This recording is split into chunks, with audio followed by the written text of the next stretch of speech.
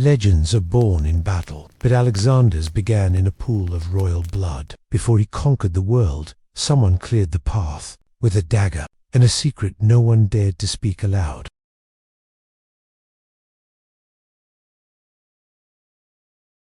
Before there was a god-king on a white horse, before the great cities that bore his name, there was a father and there was a blade, Philip II of Macedon, the man who unified the Greek city-states with diplomacy, deception, and brutal war, a king who planned to invade the Persian Empire, a genius, and a threat to his own son. The day of his daughter's wedding, with kings and generals in attendance, Philip was assassinated, stabbed by one of his own bodyguards. Pausanias, a man with a grudge, they said, abused and dishonored. But here's the twist. Pausanias was immediately killed by the other guards. No trial, no questions. Convenient, wasn't it? Some historians whisper what the Macedonian court never dared to say aloud. Did Alexander know? Did his own mother, Olympias, a priestess with serpents for pets and vengeance in her heart, help orchestrate the murder? The moment Philip died, Alexander moved with the precision of a born predator. Rivals executed, threats eliminated. Within hours, he was king. But this boy king wasn't normal. He claimed descent from Zeus. His mother claimed he was conceived by lightning. He tamed Bucephalus, a wild stallion no man could ride, not with force, but with empathy when he was just 12. Aristotle, his tutor, while other princes learned to hunt and rule, Alexander studied logic, medicine, poetry, and war. But what shaped him most was the Iliad. He didn't want to read Achilles. He wanted to be him. First blood, the Battle of Chaeronea. While Philip led the center, Alexander smashed the Theban sacred band, Greece's most elite warriors. At 18, he already moved like lightning in armor. He wasn't just his father's heir. He was the sword the old lion had forged. But when the lion fell, the vultures came. The city of Thebes revolted. Athens stirred. Persia watched. They thought the boy would flinch. Instead, Alexander razed Thebes to the ground, slaughtered 6,000, sold the rest into slavery. Only the house of Pindar, the poet, was spared. Why? Because Alexander remembered his verses from childhood. By now, he had absolute control. But what drove him? Some say it was vengeance. To punish Persia for the burning of Athens. Others say it was destiny. But a few believe it was the whisper of his dead father, or the shadow of his own doubts. If I do not conquer the world, am I less than Philip? If I stop now, am I just a boy with his father's sword? And so, at just 20 years old, Alexander left Macedon with 40,000 men and never returned. There is nothing impossible to him who will try.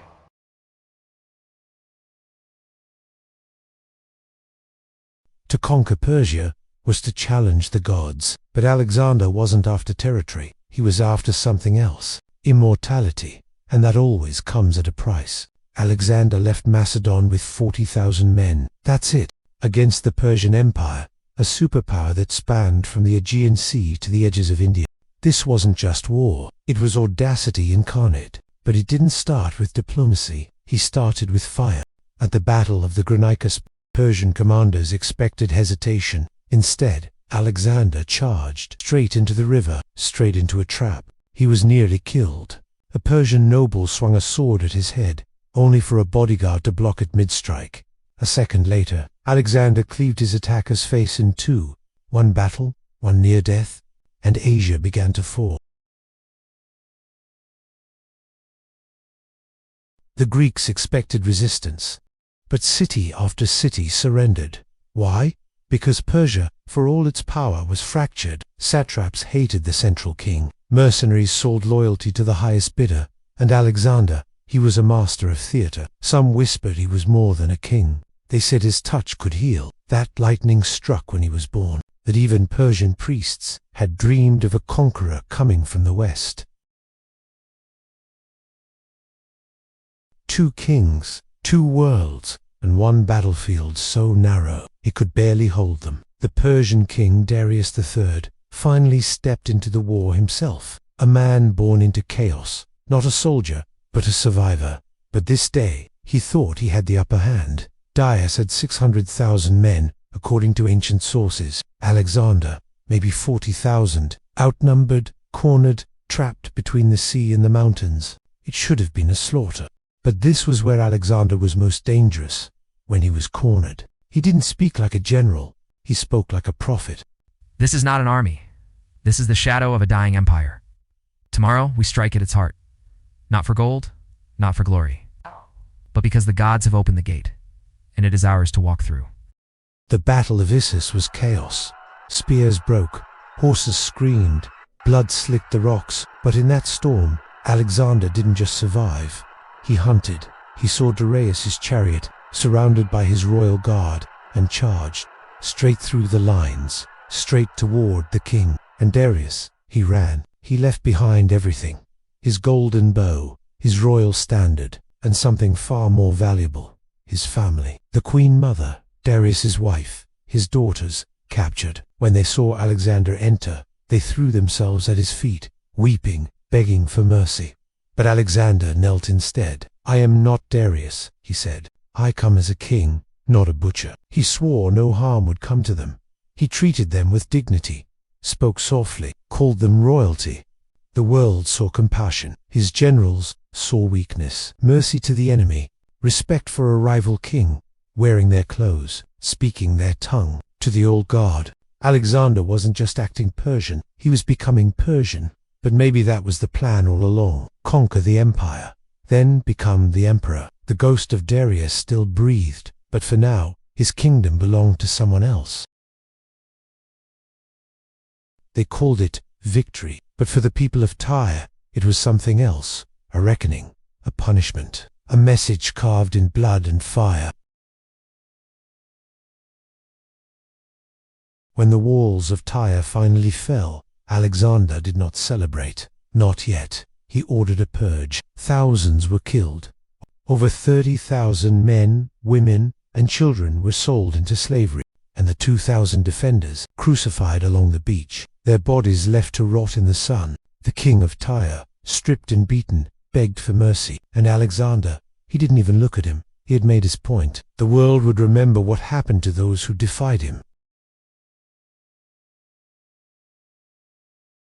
But even among his own men, unease had begun to spread. They had marched thousands of miles, buried their friends in foreign soil, watched their general burn cities and crucify kings. Some whispered it was no longer about conquest, but vengeance, obsession, a hunger no empire could feed.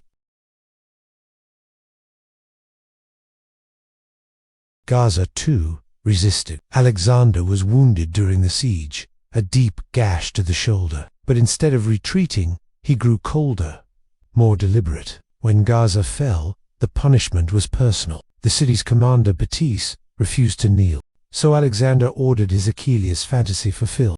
They tied Batiste by his ankles to a chariot, dragged through the dust until he was unrecognizable. That wasn't war, that was a message. Alexander had started to see himself less as a man and more as something else. Heracles, Achilles, Dionysus. He wasn't just conquering, he was recreating the myths. But myths always demand a price. The Egyptians welcomed Alexander as a liberator. They hated the Persians, and Alexander played the role they wanted, the conqueror of Persia. And then he went to the desert to look for the temple of Siwa. He crossed the western desert to reach the oracle of Ammon. There, surrounded by sacred silence, he asked a question, one we still don't fully know. Some say he asked if he'd conquer the world, others if he was truly the son of Zeus. Whatever it was said, Alexander emerged changed, no longer just a king, now a god king. By the time he left Egypt, he had redrawn borders, renamed cities, and rewritten myths. But the blood spilled from Gaza to Tyre could never be washed away. He had conquered the coast. Now, only one man stood between him and the Persian throne. Darius. This couldn't have been the end of it. No more blood. No more burning cities. No more chasing shadows across mountains. Peace, it was on the table. After the crushing defeat at Issus, King Darius III is in full damage control. His queen has been captured, his children too, his army shattered. So he makes an offer, the kind that could end wars. Darius's terms: his daughter in marriage, 10,000 talents of gold, half of the Achaemenid Empire, everything west of the Euphrates. It was, by any measure, an empire's ransom. It was also a trap. Parmenion, the elder statesman, urges caution. If I were Alexander, I'd take the deal. Alexander's reply cuts through the air like a blade. So would I, if I were Parmenion. But he wasn't Parmenion. He was the boy who tamed Bucephalus, the man who took Thebes. He didn't come this far for half. Alexander knew this offer was more than generosity. It was a test. Accepting it would legitimize Darius as a co-ruler. It would cement the idea that Persia still stood, and Alexander didn't share power. Not with Persians, not with kings, not even with the past. He believed the world wasn't big enough for two great kings. There could only be one. To Alexander, the campaign was never about gold or borders. It was about proving himself immortal, a living god. He wasn't just trying to win a war, he was trying to rewrite reality. In that tent, he gambled the lives of thousands, his army, his legacy, everything, on one decision.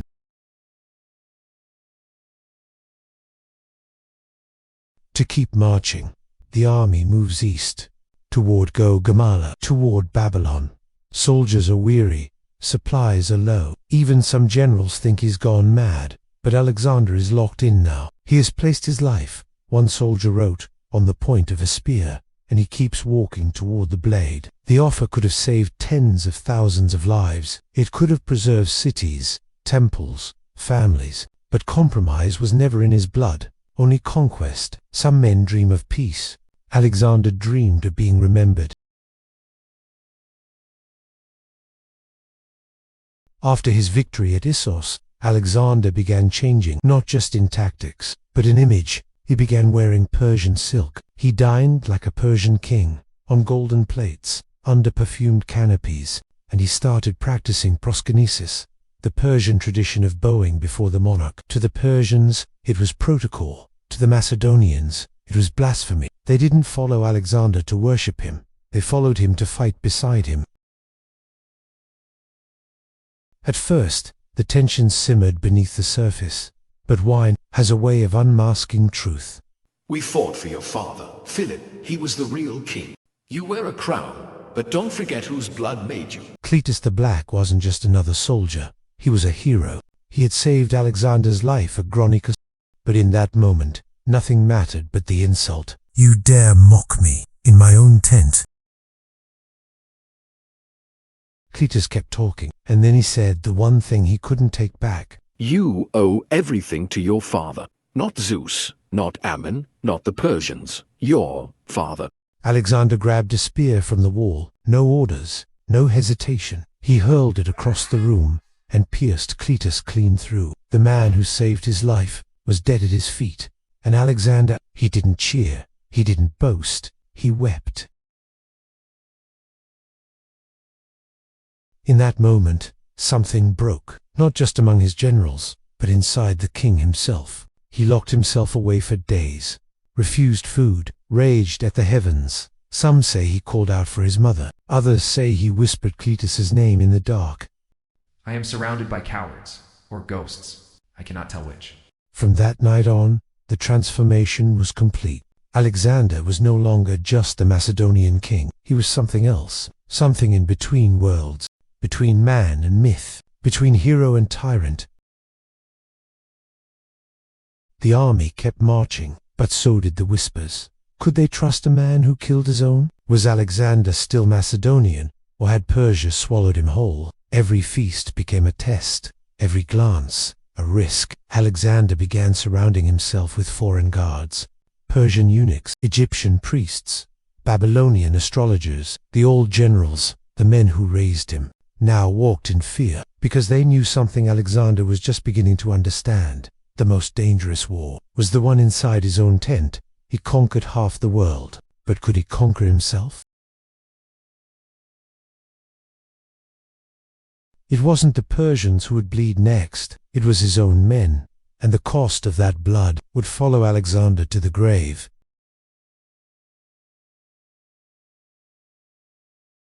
He had killed Cletus the Black with his own hands, his friend, his commander, a man who had saved his life in battle. Now Alexander grieved, loudly, publicly, but something inside him cracked. He stopped trusting easily, and when you're Alexander the Great, that becomes dangerous.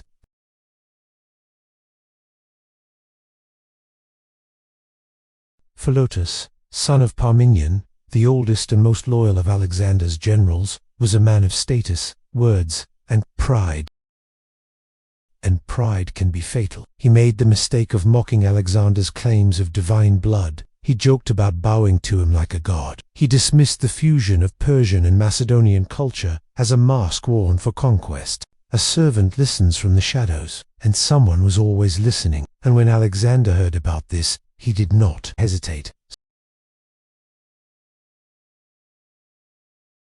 Suddenly, a plot was uncovered, or perhaps invented, a murmur of conspiracy. A vague mention that Philotas may or may not have known about an assassination attempt on Alexander, but said nothing, not even for his own defense. Was it true? We don't know, but Alexander made sure the court believed it. They tortured him. Then, they executed him. The trial was swift. The message, unmistakable. Now here's where it gets even darker. Parmenion, the father of Philotas, the man who had fought beside Alexander since day one, was over 1,000 kilometers away. He had no idea his son was dead, and he wasn't even accused of anything. But Alexander couldn't take the risk. A messenger, under Alexander's orders, quietly approaches Parmenion. A flash of steel. The old general slumps, without a trial, without a defense. Parmenion was murdered in cold silence. Why? Alexander feared the weight of vengeance. He didn't wait to see if it would unfold, so he had to make sure it didn't. Now, 3 of his most loyal officers' blood is in his hands. The world saw a god king in golden armor, but inside he was becoming something else, more paranoid, more theatrical, more isolated. The people who had built him were now buried by him. Darius had fled Issus in disgrace, but he wasn't done. When Alexander refused his offer, he raised another army, one that would make Gaugamela the deciding moment of the ancient world. Darius had prepared the perfect battlefield. Flat plains tailored for his war chariots and massive numbers. He even leveled the terrain in advance so his scythed chariots could slice clean through enemy lines. But Alexander didn't play the game Darius prepared. Alexander's men were outnumbered. Again, the Persians had chosen the battlefield, leveled the terrain, and deployed chariots armed with spinning blades. But Alexander didn't care about terrain. He cared about strategy and timing. Alexander's army formed a slanted formation, drawing the Persians out to the flanks. Then, at the perfect moment, he saw a gap open in the Persian center, a split-second opportunity. So he charged straight into the heart of the Persian line with his elite cavalry, the companion cavalry, aiming for Darius himself. And just like before, Darius fled. And when the king flees, his army breaks. The Persian army collapses. Alexander wins. Alexander would not let Darius escape this time. He tracks him down. The hunt went on for months, across deserts, mountains, ruined roads. Darius ran not just from Alexander, but from his own men. Some of his nobles grew tired of running, so they made a decision. They captured their king, bound him, and stabbed him in the dark. When Alexander finally reached him, Darius was dying, alone, bleeding in the back of a mule cart. Alexander wept, not because Darius was dead, but because he hadn't killed him himself, and because he felt his victory over Darius was stolen from him. He hunted down Bessus, the man who betrayed and stabbed Darius. Eventually, Bessus would fall and later captured. Alexander immediately carried out his execution.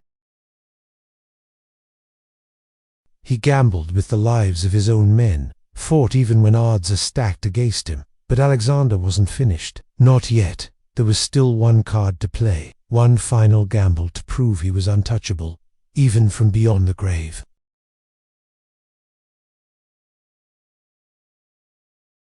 After years of conquest, Alexander stood at the edge of the known world, but he didn't rest. He looked east, toward Bactria and Sogdia, and saw not enemies, but possibilities. Possibilities for something greater than a king, something eternal. It wasn't just land he wanted to conquer, it was hearts, minds, bloodlines.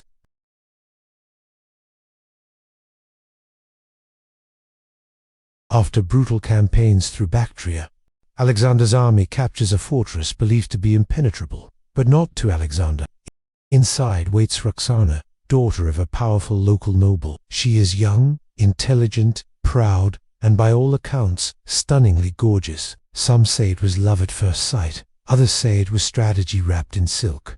Maybe both. For once, the Conqueror didn't take by force. He offered marriage, unity, a throne, shared. To Alexander, this wasn't just a wedding. It was a masterstroke of empire building. By marrying Roxana, he secured the loyalty of Bactrian nobles. He symbolized a new world, not Greek, not Persian, but his own hybrid vision, a fusion, east and west, masculine and feminine, sword and silk. It wasn't just a wedding, it was a political move, a political gamble, but one laced with real fire. The Macedonians were horrified. Another sign their king was slipping into something foreign, something Persian. To them, it was another crack in the myth of the boy king, another sign he was becoming something else, something dangerous. But Alexander didn't care. This was more than marriage. It was symbolism, east and west, united in him.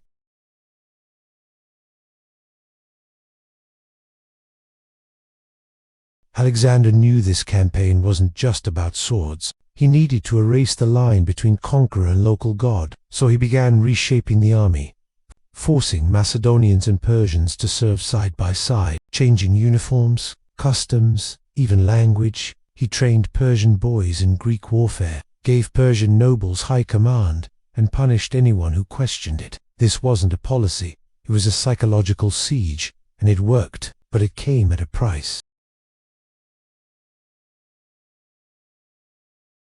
Macedonian loyalty fractured, veterans whispered of desertion, some vanished altogether, others died mysteriously, their names struck from record. Alexander responded the only way he knew, with more control, more silence, more fear.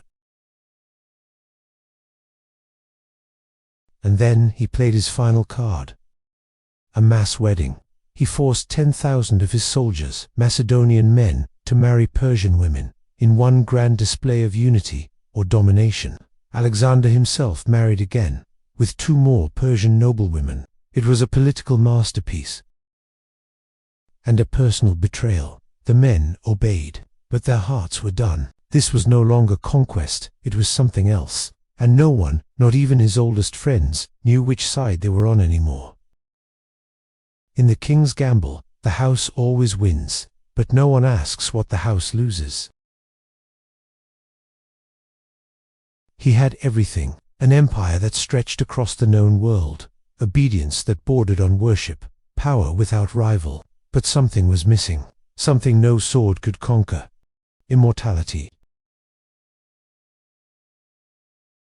In Egypt, when Alexander visited the oracle of Siwa, deep in the desert, the priests call him son of Zeus Ammon. He did not correct them. In fact, he embraces it. Some accounts say the oracle whispered something in his ear, a prophecy we'll never know. From that moment forward, Alexander was no longer just king. He was chosen, sacred, a being above men, and he began to act like it. He issues coins showing himself as Heracles, lion-headed and divine, builds temples to himself, expects ritual greetings, proskynesis, kneeling and bowing, like to a god. Persians obey, Macedonians are horrified. His old friends mock him behind his back, some to his face. But Alexander no longer tolerates mockery.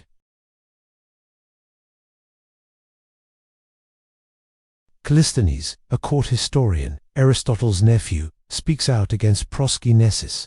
He says Alexander is not a god, that Greeks bow to no man. The court goes silent. Days later, he's arrested on vague charges, possibly part of a conspiracy. He's thrown into prison, never seen again. It wasn't enough to win anymore. He had to be worshipped, and those who didn't disappeared.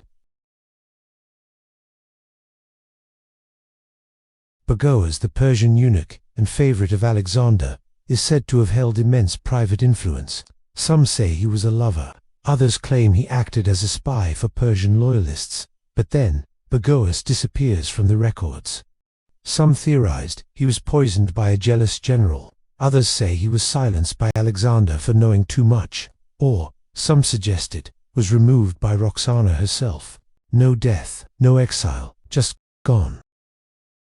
For every sun there is a shadow that walks with it, and when that shadow vanishes, even the brightest flame begins to flicker.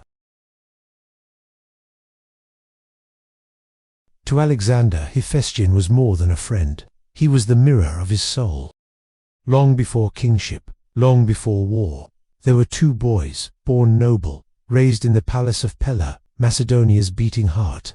Alexander, the son of a king and a goddess, wild, brilliant, untamable. Hephaestion, the quieter one, loyal, kind-eyed, but just as sharp. They were inseparable. Together they read Homer by torchlight. Together they pretended to be Achilles and Patroclus, not knowing how much those roles would one day define them. They sparred with wooden swords. They shared meals, secrets, ambitions. And when Aristotle came to tutor the young prince, Hephaestion sat at his side, absorbing philosophy and politics like breath and bone. He wasn't just a companion, he was Alexander's only equal. As men, they rode into battle side by side.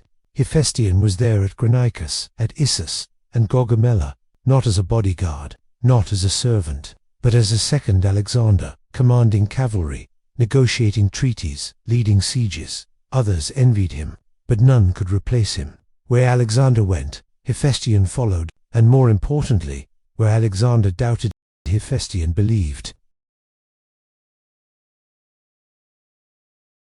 As Alexander became more king than man, adopting Persian customs, marrying foreign queens, many Macedonians began to turn against him, but not Hephaestion, even when he wore Persian robes. When he bowed before Zoroastrian fire, Hephaestion stood beside him. Once, when he quarreled with Eumens, another of Alexander's inner circle, the argument nearly turned to blood. Alexander sided with Hephaestion. He was untouchable. In Ecbatana, in the highlands of Media, after years of conquest, Hephaestion fell ill. No one thought much of it. A fever, maybe. A chill from the mountain air. But within days he was dead. Some say it was typhoid. Others say it was poison, slipped by rivals. But the cause didn't matter.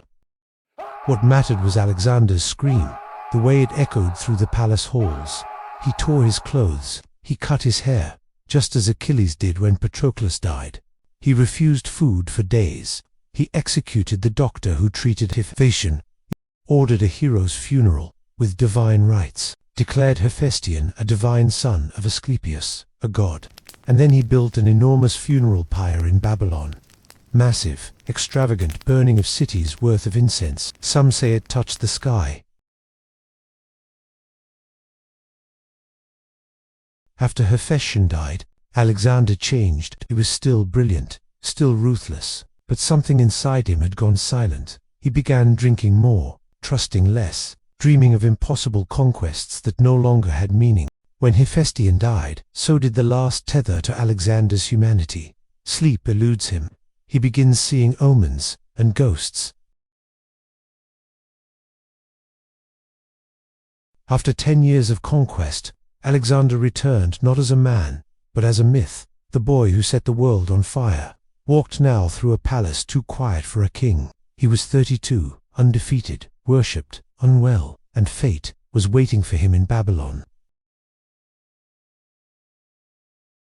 The priests warned him, "Do not enter the city, it is cursed for you. Let another pass through first, in your name." This was no mere ritual. It was ancient law, a right to cheat death. But Alexander, ever defiant of fate, laughed it off. He entered first. That same day, the omens began. A lion, a sacred beast, escaped its enclosure. It ran mad through the gardens before soldiers killed it. Blood stained the marble steps. To the priests, this was clear. The king's fate was trying to escape, and had just been destroyed. Alexander dismissed it as nonsense. But the storm was only beginning. That night, lightning struck the great temple of Bel, a structure believed to anchor heaven and earth. The priests panicked. In all their records, this had never happened. It meant the gods had turned their faces. Still, Alexander ignored them. Then came a man from Egypt, a sailor. He claimed to have dreamed of a faceless figure whispering in the waves. "The king will die in Babylon." He told Alexander this before the court. Many gasped. Some stepped back, but Alexander, he smiled, and poured himself another drink. For a moment, the laughter faded. A strange silence fell across the palace. Even the birds stopped singing. Alexander sat at his table, surrounded by generals and ghosts, then drank until he couldn't stand. That night, he staggered back to his chamber, and by morning he couldn't rise. His voice weakened. His limbs grew cold. He tried to speak, but the words wouldn't come. His generals watched, terrified, suspicious, silent. For days, Alexander the Great, the boy who defied the world, burned with a fever no one could cure, and the greatest empire in history prepared for the storm to come. For 11 days, Alexander hovered between this world and the next. His fever raged, his limbs stopped responding, his breath came slow, then slower. The greatest commander in history could no longer speak. They asked who should rule after him. He opened his mouth, moved his lips. Some claimed he said, "To the strongest." Others say, he whispered nothing at all. No air, no plan, no will, just silence. And then, the man who never lost a battle, lost the one fight no army could win. Alexander draws his last breath.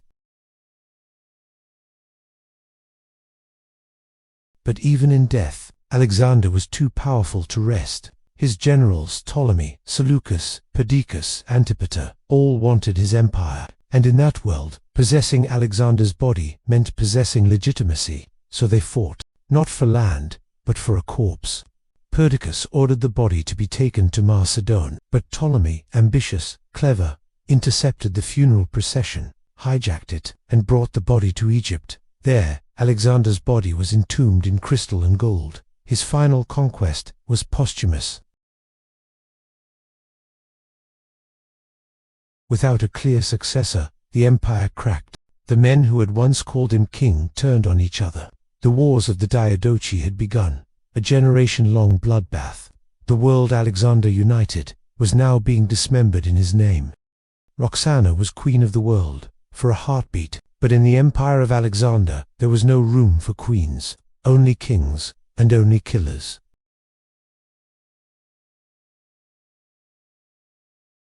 When Alexander the Great died, his queen, Roxana, was pregnant and alone, a queen of the largest empire on earth, and yet she held no power. Why? Roxana was from Bactria, far from Greece or Macedon.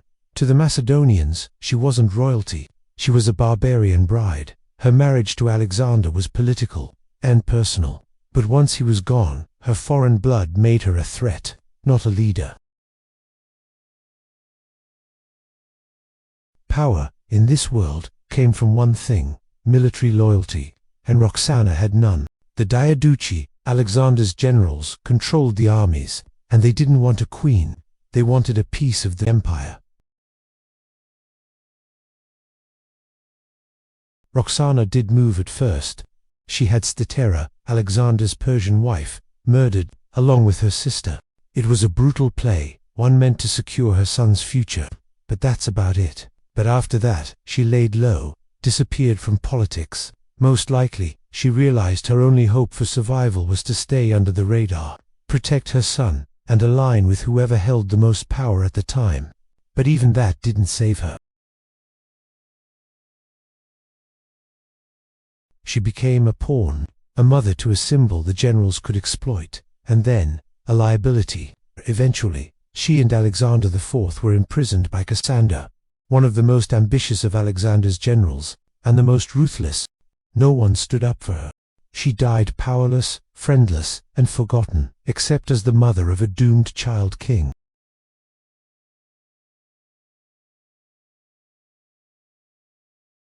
When Alexander died, he did not leave behind a crown, but he did leave behind a child. Roxana, his Bactrian queen, was pregnant. Months later, she gave birth to a son, Alexander IV. The blood of the conqueror flowed in him, but there was a problem. He's just an infant, unable to rule. So the empire was placed under regents in his name. The generals, or Diadochi, agreed at first to rule as caretakers for baby Alexander IV. In the brutal world of ancient politics, a baby was a placeholder, not a king. But trust among warlords never lasts. Each man dreamed of empire for himself, not for a child. And so, Alexander's legacy was divided into shards of ambition, and the idea of one empire under Alexander's bloodline slowly died.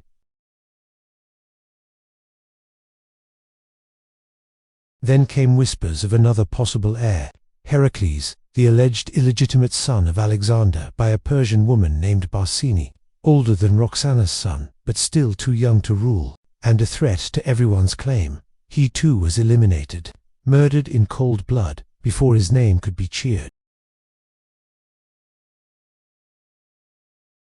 Roxana and her son were hidden away, first for protection, then for control, until finally, around 310 BC, they were quietly silenced forever, likely on the orders of Cassander.